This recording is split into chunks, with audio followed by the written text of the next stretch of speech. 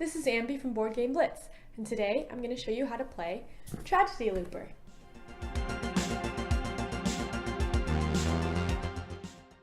In this game, one player is the mastermind and the rest of the players are protagonists. The protagonists are trying to figure out and prevent bad things from happening by traveling back in time, while the mastermind is trying to make sure the protagonists fail. If there are fewer than 4 players, one player will play as 2 or more protagonists. The game is played over a series of loops, each containing multiple days. Each time you play, you're playing a specific script, which defines which characters are in the game and what bad things will happen on which days. There are 2 script cards for each script, one for the mastermind and one for the protagonists. The mastermind knows the entire script, which includes the character roles, the main plot, and subplots. The protagonists only know when certain incidents will occur. For example, in the first script, there is a murder on day 2 and a suicide on day 3. These player sheets show what the plots and character roles can be. For example, if the main plot is murder plan and the subplots are circle of friends and unknown factor X, there will be a key person, a killer, and a brain, plus 2 friends and a conspiracy theorist, and a factor. There are no additional roles, and each character in the game can only have 1 role. There is also a maximum number of certain roles that can be in a script, shown here. Also, each incident has a culprit, which is one of the characters, regardless of role. Each incident must have a different culprit, but culprits and roles are unrelated. For example, the boy student could be key person and a culprit for a murder incident, but he could not be a culprit for 2 different incidents. Throughout the game, the protagonists are trying to deduce what the plots and roles are through the actions in the loops. The mastermind, who knows the script, will be doing the rules and actions associated with the plots and role abilities. The game is centered around 4 locations: the hospital, shrine, city, and school. There will also be a certain number of character cards specified by the script. Each character has a specific location where it starts, and 1 or more special powers. Each day, there are 5 phases, shown here. In the morning, some script or mastermind role abilities can happen if they have the keyword day's start.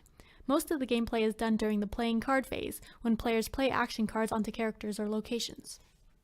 Each day, the mastermind will place 3 action cards face down. After all 3 are placed, the protagonists will take turns each playing 1 card face down, starting with the leader and going clockwise. The cards go on either characters or locations, and you cannot have 2 mastermind cards or 2 protagonist cards on the same character or location. You can have a protagonist card on the same spot as a mastermind card. Once everyone has placed a card, all cards are revealed and the mastermind resolves them at the same time, with movement cards happening first. When all cards are resolved, they return to the respective player's hand, unless they have the once per loop symbol. Those are placed face up in front of their owner and cannot be used again this loop. These are the action cards. Each protagonist has the same set of cards, and the mastermind has a slightly different set. These cards affect movement. They do nothing if placed on a location, and if placed on a character, the character will move in the indicated direction. Everyone has a vertical and a horizontal movement card. The mastermind also has a diagonal movement card. If there is a mastermind and a protagonist movement card on a character, they will combine as shown here. For example, this character would move diagonally. The protagonists have a forbid movement card, which cancels out any movement card on the character. These cards adjust the character's paranoia. They do nothing if placed on a location. If placed on a character, this one adds a paranoia token to the character, and this one takes one away. If both a plus and minus are on a character, a paranoia gets added and then removed. The mastermind has these, and the protagonists have these. The mastermind also has a forbid paranoia card, which cancels out any paranoia card on the character. The protagonists have these cards that add goodwill. They do nothing on a location, but if they're on a character, the character gets 1 or 2 goodwill tokens on it. The mastermind has a forbid goodwill card, which will cancel out the goodwill card. The mastermind has these cards that add 1 or 2 intrigue to a character or a location. The protagonists have a forbid intrigue card that will cancel out the intrigue card on the same character or location, but if 2 or more forbid intrigue cards have been played on the same day, they nullify each other and they do not work.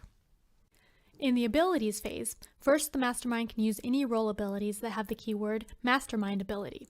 The mastermind will only announce the result of the ability, not who used the ability or what ability it was. For example, if the script has a conspiracy theorist, the mastermind can place a paranoia token on a character in their location during the abilities phase without saying anything about what caused it. After the mastermind abilities, the protagonists can use goodwill abilities of characters, shown here. In order to use an ability, the character must have at least the number of goodwill tokens specified. The tokens are not spent. They stay on the character after they use the ability. The leader chooses what abilities to use and announces the ability and the target if it has one. Then the mastermind resolves the effect. Some roles have goodwill refusal, which means that those characters will not be able to activate their goodwill abilities. For example, if the protagonists try to use the goodwill ability of the boy student, but the boy student is the cultist, the mastermind must say that nothing happens, since the cultist has mandatory goodwill refusal. Multiple goodwill abilities can be used, but each ability can only be used once per day.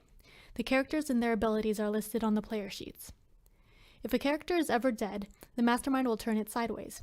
You cannot place action cards on dead characters or use their abilities, but goodwill counters stay on them. The incidents phase is when the incidents specified in the script can happen. If there is nothing scheduled, then nothing happens. If there is a scheduled incident, then the mastermind checks if the culprit of the incident is alive and has reached their paranoia limit, shown here. If one of those conditions is unfulfilled, then the mastermind says that no incident happens. If the culprit is alive and has reached their paranoia limit, the mastermind says that the incident happens and resolves it.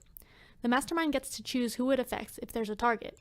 If there are additional conditions that also need to be met for a specific incident, the mastermind must say that the incident still happened, but there is no effect. At the end of the day, the leader switches, so give the leader card clockwise to the next protagonist. Also, some abilities can activate if they have the keyword day end. If this was the last day of the loop, then the loop ends. Otherwise, a new day begins. The loop can end in 3 ways. You've finished the final day of the loop, the protagonists have died, or some other rule from the script has caused the loop to end.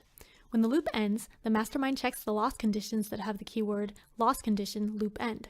If no loss conditions are met, then the game ends and the protagonists win. If one or more loss conditions are met, then the protagonists have lost that loop. The mastermind tells the protagonists they have lost, but not why. The protagonists also lose the loop if they died. If this was the final loop, then the game ends. Otherwise, the protagonists travel back in time to start another loop, and everything resets. The game can end in 2 ways. First, if no loss conditions are met through a whole loop, the game ends and the protagonists win. Secondly, if all the loops are completed and the protagonists lost in every single loop, the game ends. The protagonists have one final guess, a chance to guess the details of the script. First, reset everything on the board. Then, the protagonists discuss with each other, and they pick one character at a time and guess their role. You don't need to know the culprits, only the roles.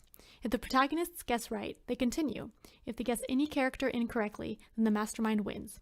If the protagonists succeed in guessing all the characters' roles in the final guess, they win. In a 2-player game, one player is the mastermind and the other plays all 3 protagonists. The protagonist has all 3 protagonist decks and plays one card from each deck each day. In a 3-player game, there is one mastermind and 2 protagonists. The current leader will play one card each from 2 protagonist decks each day, so the extra protagonist deck gets passed with the leader card each day.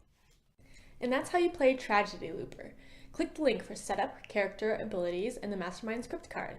Check out our website for more videos, podcasts, and blogs. Thanks for watching Board Game Blitz!